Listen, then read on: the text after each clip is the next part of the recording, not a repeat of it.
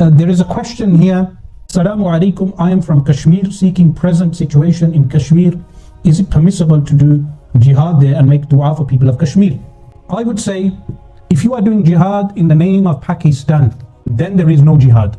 Because modern day Pakistan is a secular country that uses Kashmir, and I am from Kashmir also, that use, origins are from Kashmir, that uses Kashmir as a political football.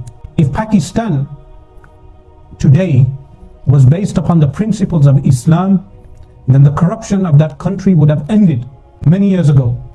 But today Pakistan is a secular country and is exploiting the situation in Kashmir. Does this mean we are for any type of oppression? The answer is no. We are not for Indian oppression of Muslims. So what is permissible? What is permissible is that if a Muslim is living in his home and a soldier enters his home in order to dishonor him or to kill him, in that process, if a Muslim fights that soldier, he's performing jihad to preserve his life and his family and his wealth and honor. Man mata duna irdihi wa malihi mata shahidan. Whoever dies in order to protect his honor and his wealth dies as a martyr. But what I would not advise people to do is to do acts of aggression, placing themselves in danger, because aggressive jihad is the task of the governments. Muslim rulers are tasked to attack armies and army bases, not Muslim individuals. So the situation in Kashmir is such: do not place yourself in danger, do not place your families in danger. But if any oppressive soldier enters your house, then you have every right to defend yourself. There is a fine line between the two. Otherwise, there is an exploitation of the Kashmiri people like there is an exploitation of the Palestinian people.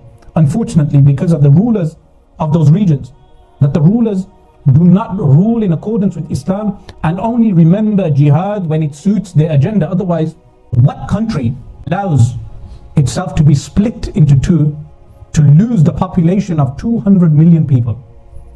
There is only one country. Its name is Pakistan. Pakistan lost East Pakistan and allowed it to go. Did not sit down with the people of East Pakistan to dialogue, did not sit down to make some form of peace. They allowed an entire nation to go, even though both nations, East and West Pakistan, were formed in the name of Islam. Yet over a smaller region known as Kashmir, they have spilt the blood of millions of people. Is this any logical sense? That you allowed a Muslim nation of over 200 million to separate from you when that nation was formed in the name of Islam, and yet a smaller region, you allow the politics of that smaller region to continue. So until Pakistan does not have a real Muslim leader, and how will they attain a real Muslim leader, meaning a Muslim who applies Sharia law in its correct way? How will they have that? By reforming our population. Now in a hadith, the hadith states, كَمَا كُنْتُمْ يُوَلَّ عَلَيْكُمْ. Weak hadith, but it means the way you are, the rulers are placed over you. So our situation is such that our population needs reform from the very foundation. What foundation needs reform? Iman, belief in Allah subhanahu wa ta'ala, and then avoiding batinul ithmi, the inward sins.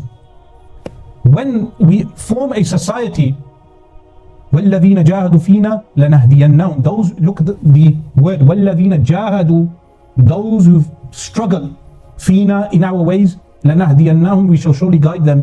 When we have a society of people who have strong iman and avoid inward sins as well as outward sins, the effect of that would be that we would have righteous rulers. And when we have righteous rulers, they will perform jihad correctly. Until that time, do not fall victims to political agendas of people who abuse the name of Islam.